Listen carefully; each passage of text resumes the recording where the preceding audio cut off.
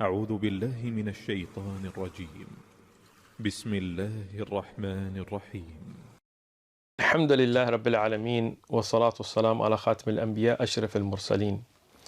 One of the greatest miracles of the Prophet Muhammad, peace be upon him, was the splitting of the moon.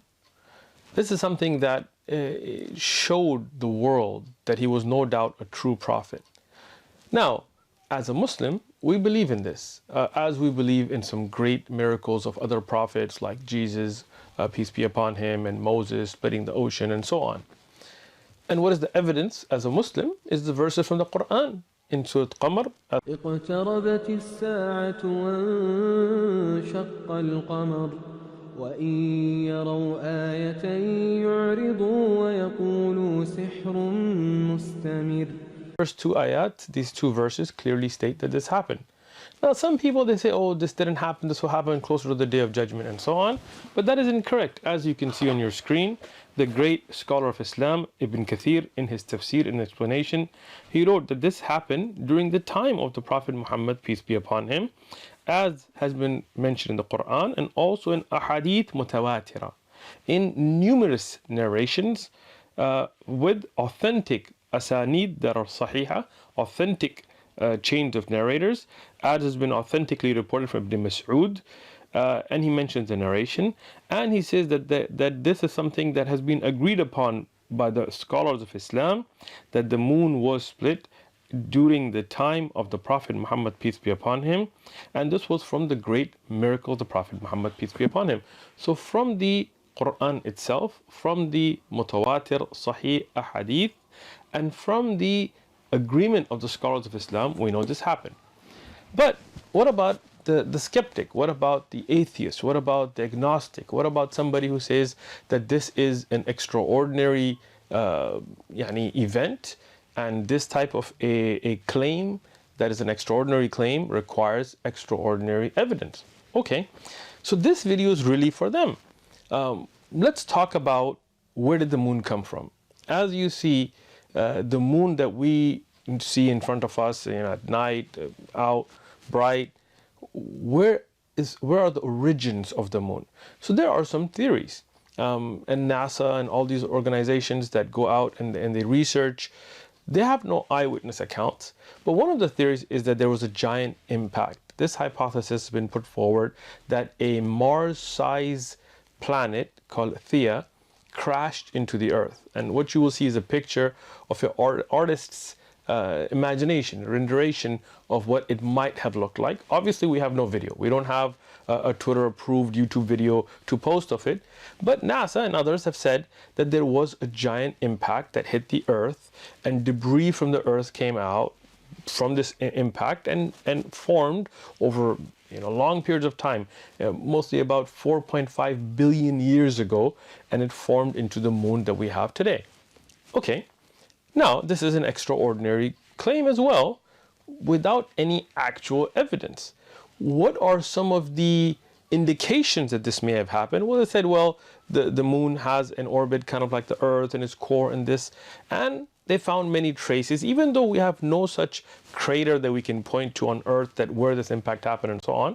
But they found traces on the moon and things, and they deduced this, and this is taught to us in university classes and in high schools and so on. Even though we have no eyewitness account, we have no actual physical evidence and so on. Things like this are accepted with certain evidences, even if they are not something that we can play on a video on our computer screens, right? For example, in history we're told about the 7 wonders of the ancient world, 7 marvelous, extraordinary wonders that were there in the ancient world. One of them is still standing, and that's the pyramids in Giza. So that one we can go look at, no doubt.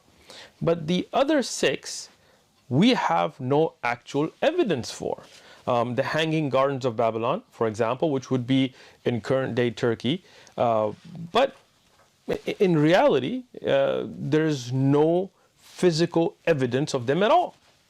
So why do we teach them in history? Why do we accept them? Because we do have some oral traditions. We don't have any written first-hand reports of them. We have no physical evidence of them, but based on many oral traditions, Most historians would agree that they did exist. The temple of Artemis, the statue of Zeus in Olympia, Greece. Again, none of that stands today. We have no first-hand eyewitness accounts, but from oral traditions about having seen these places, we believe they existed. The lighthouse of Alexandria, something insane. Look at the pictures that you have, and these are all artist renditions because we don't have any actual pictures. We didn't have cell phones or Canon cameras to go out and take pictures of them. But based on oral traditions, we do believe that these extraordinary structures existed. The famous Colosseum, the Colossus of Rhodes, all of these extraordinary historic accounts have no eyewitness. So, having said that, we would deduce that even oral traditions are accepted to believe in some very extraordinary claims. But the splitting of the moon is no doubt more amazing. It's something amazing. It's something that is not like a huge building or something like this. So we would want some really extraordinary proof. And no doubt, the splitting and uniting of the moon in a single night is something amazing, something that is very extraordinary, something that it's not a naturally occurring event.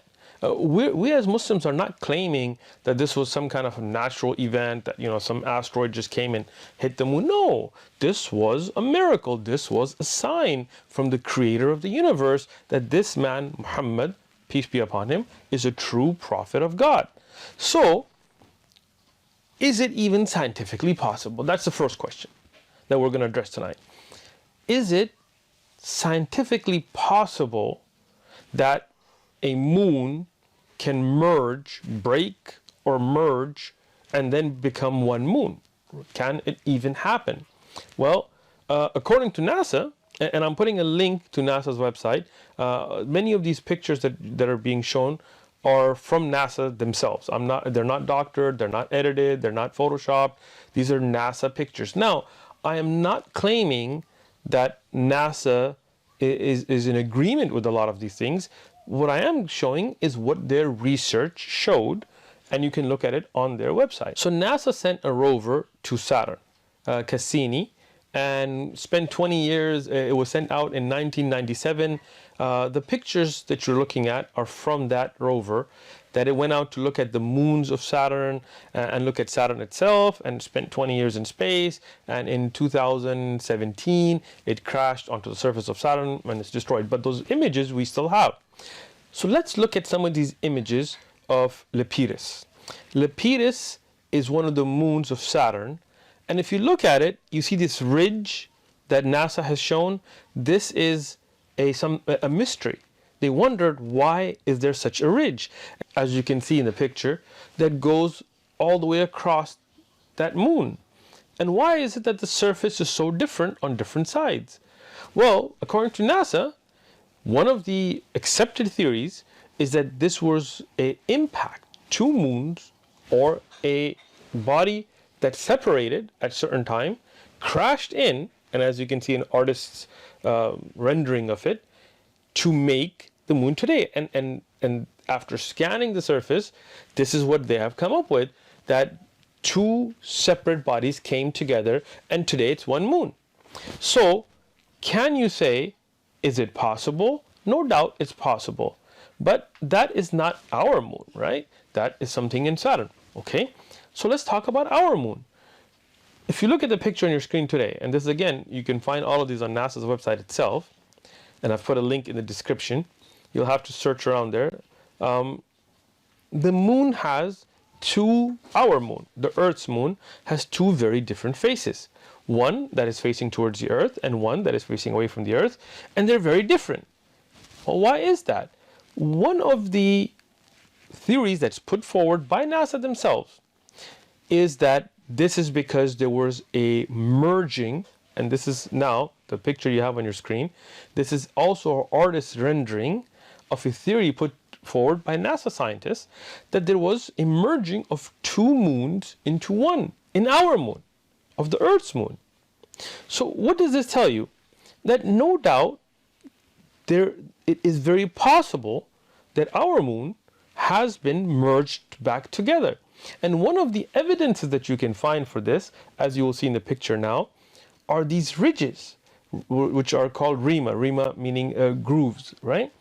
And there is the rima orthodeus, which is 300 kilometers. In fact, all across the moon, in different places, you will find these cracks. Well, what causes them? There are many theories. One of them being that, as we mentioned before, that the two moons that collided caused these ridges. One of them being their volcanic tunnels and so on. I'm not claiming that NASA knows the answer, but they have taken these pictures and put forward these theories as well. So, how can we be sure how did the moon ever split and come back together? Well, I mean, the only way we could really know is if we had eyewitness accounts. Wouldn't that be amazing if we actually had eyewitness accounts? Well, we do.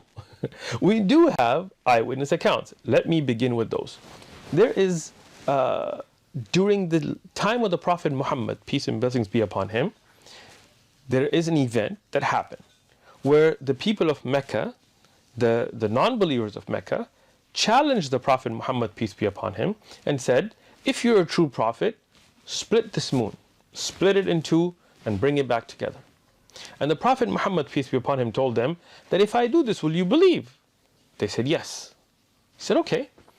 And he prayed to God, to the Creator, to Allah. And Allah split the moon. And eyewitnesses saw this. And I know this is an amazing, extraordinary event. That's why we call it a miracle. And it came back together the same night. Now, a skeptic would ask, okay, well, who saw this? Obviously the Prophet Muhammad, peace be upon him. But you could say, well, he's the one that's performing this, so, who else saw it? Well, we have in his historic documentation, in a book called Sahih al-Bukhari, we have the narration from Ibn Mas'ud. Ibn Mas'ud is one of the companions of the Prophet Muhammad, peace be upon him. And in the narration that is on your screen now, he reports this to have occurred as well. Now, you could say, okay, well, who's Ibn Mas'ud? Ibn Mas'ud, we know exact details about this eyewitness. What was his name? His name was Abdullah. What was his father's name? His father's name was Mas'ud. What was his mother known as? Abd. Did he have siblings? Yes. For example, he had a brother named Utbah. Okay, was he married? Yes. His wife was named Zainab. Did he have children? Yes. We know all of those details. We know who his son was, we know who his father was, we know he was born in 594, we know that he died in 653. So this person who was an eyewitness, and his credibility, his abilities, his history is well known. Okay, but who did he tell this event to? Well, as you can see on your screen, he told it to Abu Ma'mar. Well, who's Abu Ma'mar? His name is Abdullah. Well, who's his father? His father is a man named Sakhbara. Well, who did he tell it to? He told it to a man named Ibrahim al-Nakhai. Ibrahim, who is Ibrahim al-Nakhai? He is the son, his name is Ibrahim, his father's name is Yazid. Well, who's his grandfather? His grandfather's name is Qais. Well, who did he tell it to? He told it to Suleiman. Well, who is Suleiman? Suleiman ibn Mahran al-A'mash. So you see, the entire community that heard this event, the chain of narrators are all well known to us. All the way to Imam Bukhari and At-Tirmidhi and other historians that wrote down this event. Not only do we know who those narrators are, we even know how reliable were they in their memorization, how trustworthy were they. We have their entire biography. Okay. Now, already we have more eyewitness accounts than for the hanging gardens of Babylon or the lighthouse of Alexandria, meaning that we actually know the person, we know their history, who physically saw it. So you could say that if such an extraordinary event happened, why is Abdullah ibn Mas'ud the only witness? Well, he's not. We have more eyewitnesses. Who are they? Let's name more. Jubair ibn Mut'im. Well, who was Jubair ibn Mut'im? He was somebody who was a companion of the Prophet Muhammad, peace be upon him, but he became a Muslim in 628 at the Treaty of Hudaybiyah. So that would mean that before the migration of the Prophet Muhammad, peace be upon him, from Mecca to Medina, which was around 622, he was a non-Muslim. So he was from Mecca, and as a non-Muslim, he witnessed this account, and he has an eyewitness account that is on your screen. Imam Ahmad in his Musnad, Imam Tirmidhi in his Jami', authentic narration, where he also says that I witnessed it, I saw that during the time of the Prophet Muhammad, peace be upon him, the moon split and came back together. So now you have another witness, and we have the same details about him and everybody that he reported to. Who was his father? It was Mut'im ibn Adi. Who did he have a son? Yes. One of his sons was Nafi' ibn Jubair. When did he die? 679. So with all of that clear detail, we have another eyewitness. First, that Abdullah ibn Masud, who was a Muslim already, and the other, Jubair, who was not a Muslim at that time, that later accepted Islam. Okay, well, so you got two. How many else can you give us? Many more. Hudayfa ibn Yaman. Hudayfa ibn Yaman, he was also a companion of the Prophet Muhammad, peace be upon him. We have the exact same details: father, mother, children, where he lived, how good was his memory, what kind of a person was he, what he did.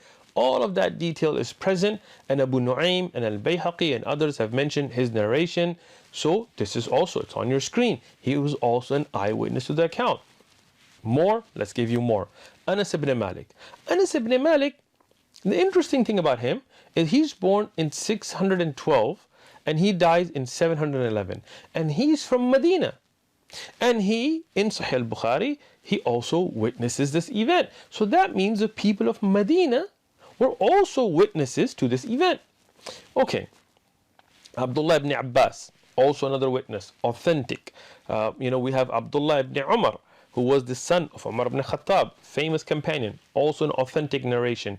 Now, some of them, they are physical witnesses, and there are other companions who were too young, so they asked the people of Mecca who witnessed it and got the information from them. Many, many, many reports. We can go on. But a very important report from eyewitnesses is what's reported by Ibn Kathir in Bidayah wa Nihaya, in one of the famous books of Islamic history called Bidayah wa Nihaya. It is also reported by Abu Nu'aym, and it's also reported by Ibn Sayyid al-Nas.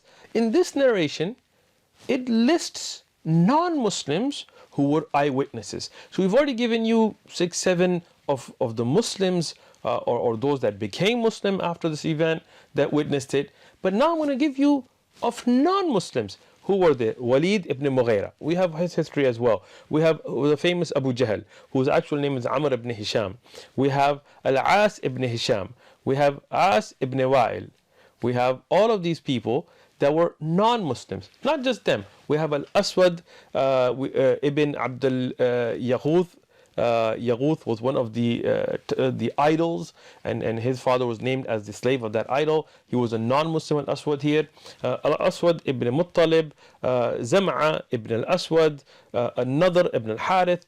These 8 mushrikeen, polytheists that were there, they were the ones that challenged the Prophet Muhammad, peace be upon him, and said, if you are a true prophet, split this moon. They are witnesses in this narration that the moon split. Now, this is very important because these are opponents. These are enemies. If the moon didn't split, they would be the first one to come out and say, you know what? We put this challenge and it didn't happen. But they were all eyewitnesses, even as enemies, that the moon did split. Ibn Kathir had this in Bidayah wa Nihaya, and I put the reference and the scan of the book. This is in Arabic, obviously, on the screen. Al-Hafidh Abu al-Qasim al-Tabrani, the famous scholar of history, and others, Al-Qadi Iyad and others have mentioned this narration. Now, Qadi Iyad, one of the great scholars, historians, in his book called Shifa, Sayyid Nas, another great scholar, in his Uyun al-Athar, and I put the pictures on the screen for you to know about these books. They mention a very important narration, and Ibn Kathir has this in Bidayah wa Nihaya, that not only did these enemies of the Prophet Muhammad, peace be upon him, witness this, but they said that if this man, Muhammad, peace be upon him, has done some kind of magic, this is a trick, then he may have fooled us, but he will not have fooled the whole world. This is a skeptical question, and this is good. So they said, we will ask those caravans that were out to Yemen or to Syria, that were out, that were not in Mecca, whether they saw this event or not. And this is a question that somebody may have. If this event happened, why did people outside of Mecca not see it? Well, they did. In this narration, they asked the caravans that returned to Mecca, and every single one of them confirmed that they also saw the moon split. So now this is very important, because not only did the people of Mecca and a report out of Medina and proponents and opponents all see this as eyewitness accounts, but people that were outside in caravans in Arabia also saw the same event. And this is something that was mentioned in the Quran. If any of the polytheists, the mushrikeen, the idol worshippers, saw this in the Quran and had not witnessed it, they would have objected to this. In the later time, this happened in Mecca, after the migration of the Prophet Muhammad, peace be upon him, to Medina, and then coming back at Fath of Mecca, the victory of Mecca. They would have said, hey, in your Quran it says the moon split, but we didn't see it. But they didn't, because those mushrikeen, those polytheists, they themselves saw the event as well. Now, as a skeptic, somebody who's agnostic, somebody who's going to question, they may say, okay, you have reports out of Mecca and Arabia and these caravans in Medina, but what about other parts of the world? If some great event like this happened, like the moon splits, then surely people in other parts of the world would have seen it. Well, first thing, it is unrealistic to expect that people would have seen it in the daytime, right? Because we can't see the moon in the daytime. So, you know, in parts of North America and South America and Europe, if you look at time, if it was the early part of the night, obviously this wasn't midnight or 2, 3 a.m. because then people would have been asleep in those days. In the early part of the night, if the moon split, when the people were out, that means that in Europe and the United States, which obviously didn't exist at the time, but let's say North America and South America, it would be daytime. Night had not come. The sun begins its cycle from the east and sets in the west. So that means it would have been daytime. It is unrealistic to expect them to have seen it. Although if you go way back into Japan and Fiji and these areas, then it would have been probably getting very, very late. So most people would have been sleeping. But where is it likely that somebody could have seen it other than Arabia? Well, there could have been reports, no doubt, out of places like India, because Al-Hind, which would be east of Arabia, it would still be, you know, the earlier part of the night. Okay, so why don't we have any reports from there? Well, we do. In the book called Qissatul Shakruti Farmat, which is in a manuscript format, the actual handwritten manuscript, in the British Library, there is evidence that has been produced that there was an account in India regarding this by a king of Kerala, of southern India, that saw this, and later when he met Muslims, he became a Muslim. Now, you can question that report, and I did as well.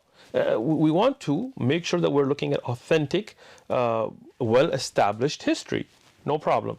So what I did is I emailed the British Library and I asked them about this, and I'm going to read off their email. So the inquiry I sent was to the British Library, which is at 96 Euston Road, London, NW1 2DB, United Kingdom. And I called them and I emailed them and I requested information about this manuscript. The response I got is from the Asian Africa Reference Services India office, that's a subdivision of that service, from the India Office Papers, Oriental Language Publications and Oriental Language Manuscripts.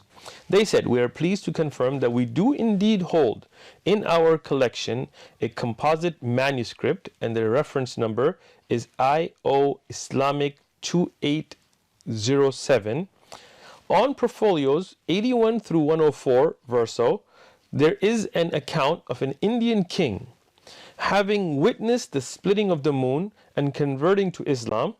The manuscript is entitled Qissatul Shakaruti Firmad and is listed in our published catalogs with the following: a fabulous account of the first settlement of Muhammadans in Malabar under King Sakaruti Krenagoro, a contemporary of Muhammad, peace be upon him, who was converted to Islam by the miracle of the division of the moon. So there is such a manuscript, but can you say this was a first-hand account? Can you say this is a historically acceptable account? Well, they are, the library in Britain is not qualified to do that. They can just tell you there is a manuscript. So what I did is I reached out to the National Digital Library of India. And this is a project in India where they have taken many manuscripts across India, and they have made a project of digitally scanning them and putting them up. This is a central library. It is an ISO certified library, as they have put in their email, under ISO 9001:2015, and so on and so on. So I emailed them about this manuscript and if there were any other historic documentation that they had. After a long time of me waiting and sending additional emails, I got a response from them. And they said, thank you for your question about the manuscript Qissatul Sakarwati Farmad. There is a digital copy of the translation from the Israel Oriental Studies Journal by Dr. Yunan Friedman. So there's actually a translation. We said we do not house the original manuscript as it is housed in the British Library in London, which is the first people that I had contacted. As for the record of a king named Shakarwati Farmas, also pronounced Farmad, and his observation of the splitting of the moon and later embracing Islam, then this is well documented in many manuscripts that are housed in the National Digital Library of India. The name Shiraman Perumal, and I may be mispronouncing this, is a title that is often ascribed to kings who ruled Kerala from the Chera dynasty before 1000 AD. After 1000 AD, they were called Kula Shirokaras. So just the fact that that title was named under Chiriman shows that this was a very early report and an early writing. Now, according to their email, they said there are numerous oral and written traditions that state that Chiraman Perumal, the Chera king, called Shanakara Varman and Shakaramati with the title of Chiringal Perumal, sorry, I'm probably butchering these names, but who ruled from 621 to 640, and again that would put him exactly at the time of the Prophet Muhammad, peace be upon him's early time, because the Hijrah was around 622, so that would mean that his rule would be right before the migration of the Prophet Muhammad, peace be upon him. Witnessed the splitting of the moon, and when he met Muslim traders, he converted to Islam, according to these reports, and they will mention books here, in 627. This is recorded in Tarikh Zuhur al-Islam fil Malibar, an early manuscript on the genesis of Islam in Kerala, housed in the digital library, and they give the manuscript number here. This is supported by what is documented in the book Tuhfatul Mujahideen by Sheikh Zainuddin, and this was also confirmed by Dr. Hermann Gundrit, a German Christian missionary, scholar, and linguist. This is also, his work is in the digital library, and they've given the manuscript number here as well. Dr. German Gundrit speaks of two Chera kings who went to Mecca, Shankarwan during the 1st century of Islam, and Rama Varma Kulashkankaram in the later, who would also be called under the title of Sherman Perumal. This account is also, in fact, recorded by the Portuguese writer Dorte Barbosa.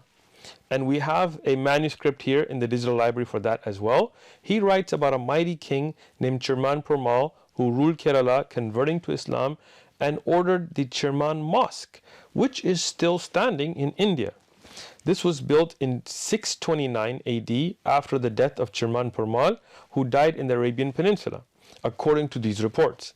This is also confirmed by another Portuguese writer named Joás de Barros and Diogo Alcortos. Both of them have confirmed these events as well in their historic writings that have been recorded in manuscripts that are in the digital library.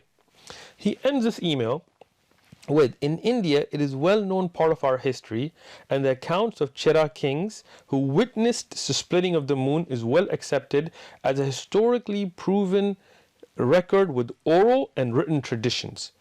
Other historic events of them as recorded in Al-Isaba of Ibn Hajar.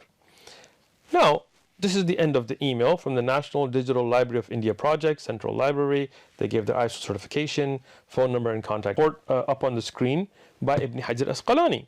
In summary, when we look at an extraordinary claim, no doubt we have provided here extraordinary evidence.